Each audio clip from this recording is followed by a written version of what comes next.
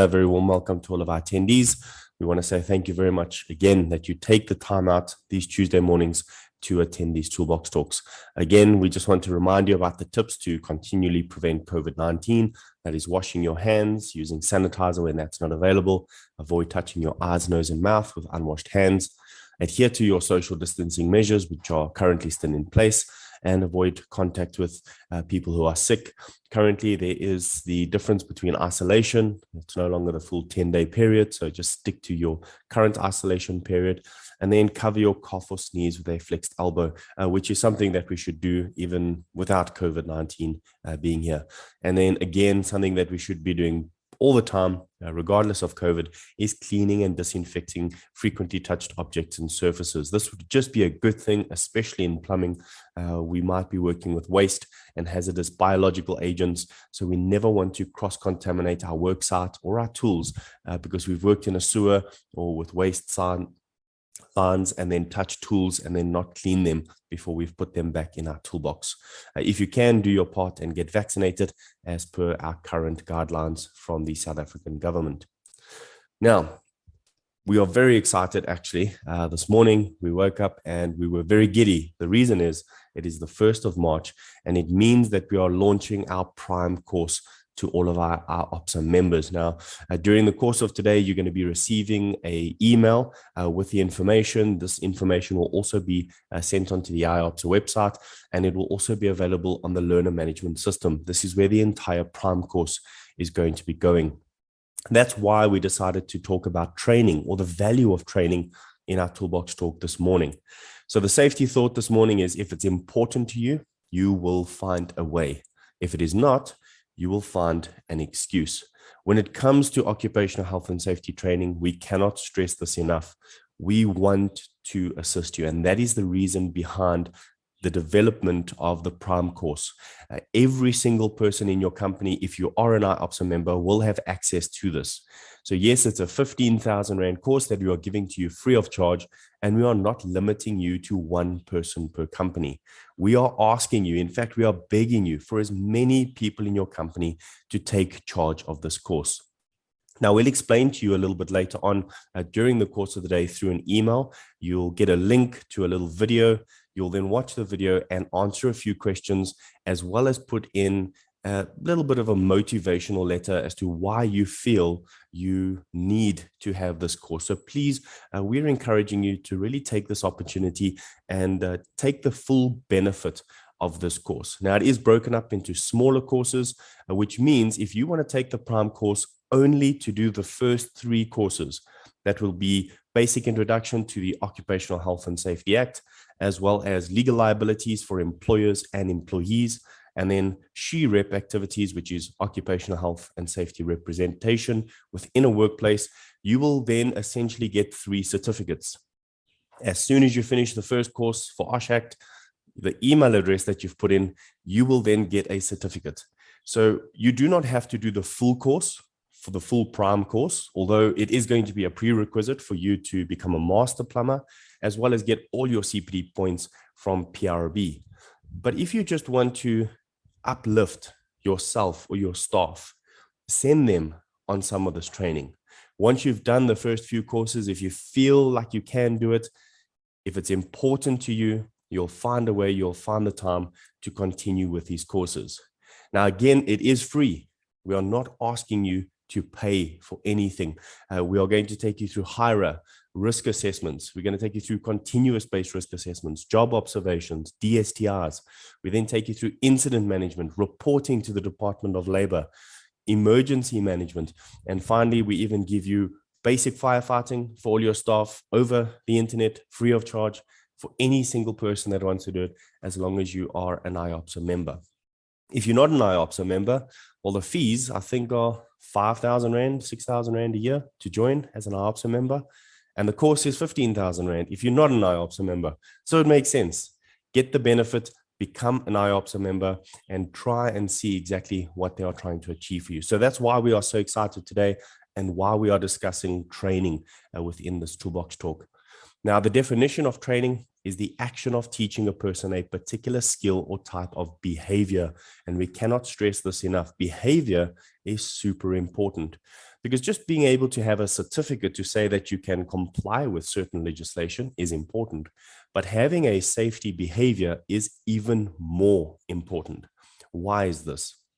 Well, when we took a look at competence, having the ability, knowledge, and skill to do something successfully, it should become something that is naturally a part of a person. So let's look at why this is so important. In order to understand why something is important, we need to understand what the purpose of it is. So the import comes through from the value that we are going to achieve. Now, if we take a look at the 4 points below, ensure you and your employees are not injured or made ill by the work you do. Well, that would be very important, right?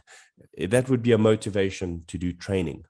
If we could do training that would keep us safe and prevent us from getting hurt or prevent us from becoming sick, then the importance is put on our personal lives. And this is something to think about as employees. Perhaps your employer does not know about some training courses. Perhaps they don't even know about Prime that we're giving to you free of charge. Why not speak to them? Tell them that you are interested in taking this course. Because it's online, you can do it at any time that you want. When you arrive home, before you start working, even during your lunchtime, you can continually uplift yourself through training. And this will help you to get the information and knowledge that will prevent you from being injured. Then it also develops a positive health and safety culture. Now, this is what we spoke about earlier, this behavior, where safety and healthy working becomes second nature to everyone. Imagine that health and safety became a reaction and not just a program to follow in a company. It's not just a policy or a procedure. It's not just a documented risk assessment that we read and then sign and then forget about until we get to the next site. It becomes second nature to everyone. If we could achieve this type of behavior within a company, then the less amount of people being hurt means less time off. Less time off means that you will get more work done. And if an employee is healthy and safe while working, are they not going to be more motivated to perform that work? Well, we can see that occupational health and safety might seem like a drab sometimes, especially when it comes down to paying for consultants and safety files or training when we have to do it every 2 years and it costs us thousands of rand to do training. But what we can see is that if we do it right and if we are committed, like we said in the beginning, if you are committed, you will then find a way because it's important to you. But if it's not important, you will find every excuse not to do it. So find out how you can manage health and safety better, and then meet your legal duty to protect health and safety of your employees.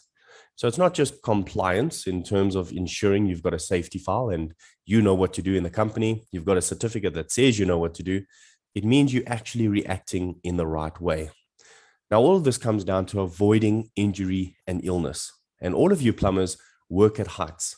Work at heights seems to be a very, very dangerous part of the work for you, as well as a lot of other people in the construction industry. But by training employees on why accidents happen and what the safe working procedures are, we protect them from the disastrous consequences of accidents in our industry. So working at heights is no different. But what we are trying to encourage you to do is to do more internal training, on-the-job training. Don't only rely on the service providers that you send your employees to get a certificate to say that your employees done their working at heights training and then never speak about it again. You see, when we work at heights, when an employee is trained to understand the dangers and the potential consequences of working at heights, they are able to make decisions that could affect their lives while they work on roofs, scaffolding, ladders, cherry pickers, or any other area of working at heights. If you are relying on someone else to teach your employees, well, then you're going to fail in teaching your own employees yourself. And the reason for that is you are not committed enough to the health and safety of your employees. So granted, the minimum requirements state that you should send them out to an institute, get them trained. It must be SACWA registered and CETA accredited. They get their certificate, and now you expect them to know what to do. And employees, once you've been on that training, yes, An employer should expect you to know what to do when working at heights. But that is just training. How do we get this to become a behavior? Well, a behavior means that, first of all, you need to start with leadership. When a leader hooks up at heights and doesn't walk onto the scaffold without his PPE, without his harness, he shows his employees that it's not really important to them. And that leading by example is one of the biggest areas of failure within our companies in South Africa, because an employer feels that he is above the safety standard. So employers, we need you to take the lead, show responsibility by doing it yourself. Train by your own actions that you are also responsible when it comes to occupational health and safety, as well as something as simple as working at heights. It doesn't take long for you to do something that is correct and within your own legal standing that affects your employees. Now, as employees, don't stop learning about the consequences of working at heights. Once you've done that 1 or 2 day training course and you've got your certificate for the next 2 years, constantly try and understand the dangers and potential consequences of working at heights by reading your risk assessments, going through your fall protection plan, learning and understanding a health and safety culture. Things like 100% hookup at heights. We should never have either of our hooks unhooked when working at heights, unless we are descending or ascending somewhere or moving from one anchor point to the next. Constantly train and remind yourself about these vital points. When we hook onto an anchorage point, double check that it can hold your weight. Never, ever work alone when working at heights. And when we say working alone, you should never be alone when working at heights. So many people think, I'm just going up to inspect something. That's not work. Just to give you a heads up, if you are working from 9 till 5 during the day or 7 till 5 during the day, anything you do during that time is considered work. It's considered employment. So if you are going back onto the roof to go and collect a tool or to go and do an inspection, that is part of work. So you might not be drilling, you might not be installing, but physically checking something is part of employment. And so you are performing work. You are never allowed to do this alone when working at heights. And then always be prepared for a rescue. Should someone fall, should someone be hanging in their harness, how are you going to protect that person? Now, that's just very basic understanding of one area of training in health and safety, but you can see the importance of it because it can protect and save a person's life. That could save your life because you as an employee might be the very one working at heights in the incorrect way. Just because the training gave it to you last month, a year ago, and that certificate is valid, does not necessarily mean that we are always working in a safe manner. And so managing our health and safety and allowing it to become a culture, a second nature to ourselves, is one of the most important things about training internally. So training ensures that all of your employees are on the same level of understanding, specifically when it comes to the risk assessment. It allows for more involvement because when we internally train our staff, we get to speak to them directly. They get to speak to us as employers. We get to find out what is really on their minds. You see, a training provider, you send them out to a training provider that's doing working at heights. They're not plumbers. Many of them don't know and understand what a plumber goes through in working at heights. They will train your staff on working at heights according to the CETA manual. Some of them might have experience in construction and will be able to assist you with working on a scaffold or a roof according to their knowledge that they might have, but they still don't know exactly what you do. Only you do. So take the knowledge you gain from the CETA course and apply it to your own specific unique standards within your company. Have a follow-up course for health and safety in the form of a Toolbox Talk every 6 months, because that is one of the most hazardous areas of working in your company. Then you can do this for hazardous chemical substances, confined spaces, and look at your critical control areas, your critical hazards, things that are seriously dangerous in your company, and have regular training on those. These toolbox talks are great, and we encourage you to join them more often. But us talking about housekeeping and tools, these are all very important subjects. But the most important are the things that affect you as employees on a daily basis. So get involved, help your staff, and staff get involved with the employers. Listen to them, do the training, and ask for more training. Now, when an employee knows and understands how to keep themselves safe, they are more productive and have less downtime due to accidents. Now, you might think, well, that's debatable, Chris. How can they be more productive when they're constantly filling in documents for health and safety and not performing their job?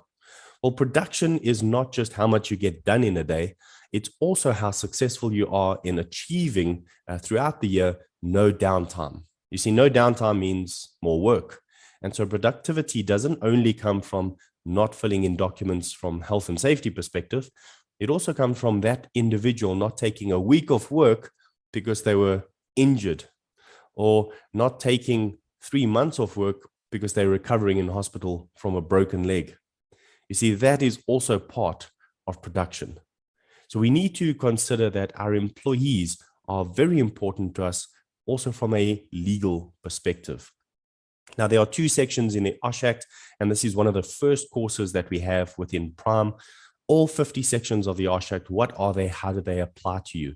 Well, 2 of these sections in the Occupational Health and Safety Act stipulates that employers and employees must be trained in the risks and hazards they are involved in.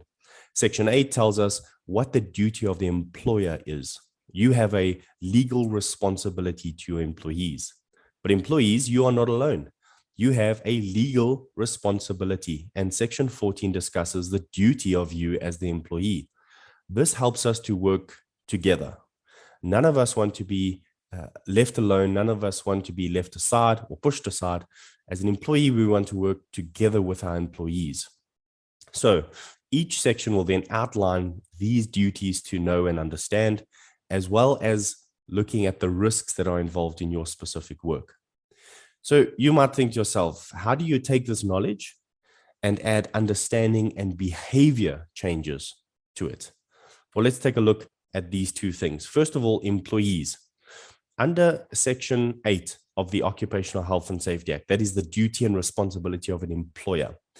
Section 8.2e states that you as an employer must provide information, you must provide instruction, and you must provide training, as well as supervision as may be necessary to your scope of work. So they're not telling you exactly what training you need. And this is just general training. But when it comes to management, someone who is going to supervise your staff, let's take a look at what training they need. OHS Act Section 8.2i says that any person performing work with plant or machinery must ensure that that is under the supervision or general supervision of a person trained to understand the hazards. So now this is a manager, not just a general laborer. A manager or a supervisor in this case must be trained to understand the hazards associated with the work. So not just the work itself, but the health and safety around it. This is what we call legal liability. What is your liability as a manager or supervisor when looking after staff? Because as a manager, you represent the employer. And because you're appointed as an 8.2e or an 8.2i, or in construction as an 8.1 or an 8.7, you are taking on the role of a supervisor or manager for your company. And employers, these are the ones that you're appointing to look after your interests. So how are you training them? What type of training are you giving them? How often are you doing their training? Well, there are 2 methods of training. There's internal and external. Employee orientations, inductions, CPD, HSE communications such as Toolbox Talk, safety talks, awareness programs, team building, mentorship, any necessary information regarding their scope of authority can be done in-house. So what type of training development, what programs do you have in-house to constantly monitor and train your staff, including your managers? Yes, we've spoken about in external ones. So there's legal requirements, things like you need to have an external person to train your first aider. You need to have an external person doing your working at heights or forklift, and they must all be accredited with the correct governing body, such as CETA, SAQA, or QCTO. So these two, where is it lacking in your company? You see, you'll be able to do your own analysis and find out, am I actually training according to just minimum compliance? Am I taking the OHS Act and saying that is the minimum, the bare minimum I'm going to do? Or do you see room for improvement, either for yourself as an employer or for yourselves as employees? Where are you sitting in terms of uplifting and doing training management within a company? Now let's look at the benefits and the value of training and development, because all of this will act like a domino effect. Leaders feel confident and they feel that they can efficiently influence employees' performance because they are skilled and engaged employees. And what they do is it results in a higher job satisfaction. Employees feel more committed, and thus you retain staff more. So your workforce is improved, and the engagement benefits the entire organization because it results in a better working environment for the employees. And again, less downtime means less time off work, means more production, and overall, more profit for a company. Now, you might think, well, how is it possible that I'm spending money on health and safety and it's actually making me more money? Well, go and do your own figures. Take a look at how much health and safety costs you against how much incidents, accidents, emergencies, and all of these other situations will cost you in the long run if you do not do training, if you do not implement proper health and safety programs. So you might be sitting there saying, well, how do I go about this? During the course of this week, take a look. What type of training do you actually need in a company? Is it just basic training in accordance with the OHS Act, or do you want to do more training? Then prioritize it. Do your legislative requirements first. So if you need a first aider, well, then you wouldn't want to do in-house training first. You would need to get a first aid provider to do that training, and then you would do CPD training afterwards.